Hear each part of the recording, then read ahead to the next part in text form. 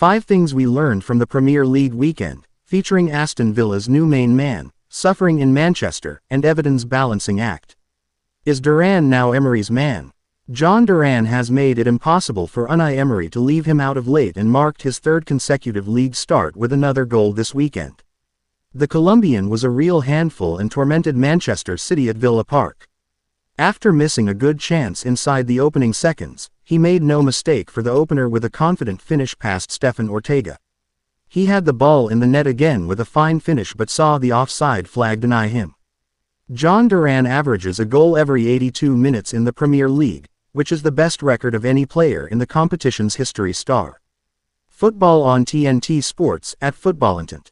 Duran has averaged a goal every 82 minutes in his Premier League career, the best return of any player in the league's history. At just 21, his potential is clear, and there is an argument that Villa's succession plan may need to have started sooner than expected. Ollie Watkins was the club's player of the season last term after firing the Villains to Champions League qualification, but has endured a stop-start season this time around. Those achievements cannot be discredited, but with Duran bang in form and 8 years his junior, Emery might soon oversee a changing of the guard. Costly sales contributing to City struggles. Manchester City are in relegation form right now. It's a sentence none envisioned reading just months ago, but the Champions crisis is extending week on week. City have lost 9 of their last 12 in all competitions, while they sit 17th for points won over the last 10 league games. Aston Villa exposed the flaws of a side who looked aged and lethargic. Among the architects of Villa's win was Morgan Rogers, outstanding against his former team. The 22-year-old has been one of the breakout stars of the season and was allowed to leave the Etihad for just £1 million 18 months. Cole Palmer is the obvious one, while there's an argument that Romeo Lavia, Liam Delap, Pedro Porro, Jeremy Frimpong, Jamie Giddens and Alex Garcia would all inject life into this squad right now. All of those players have been allowed to move on, some without the benefit of a loan move to test themselves first. A rethink on the pathway to the first team is required. Dyche's balancing act still needs work.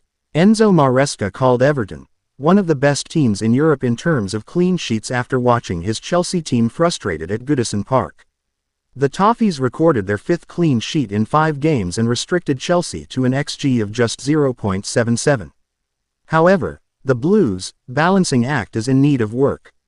Everton are the 2nd lowest scorers in the league and have mustered just 14 goals from 16 games. Dominic Calvert-Lewin, the club's first-choice forward, has not scored since.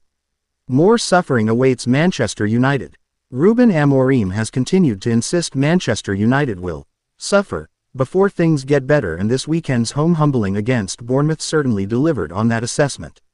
Boos rang around Old Trafford at full-time, as a frustrated fanbase witnessed another sorry showing.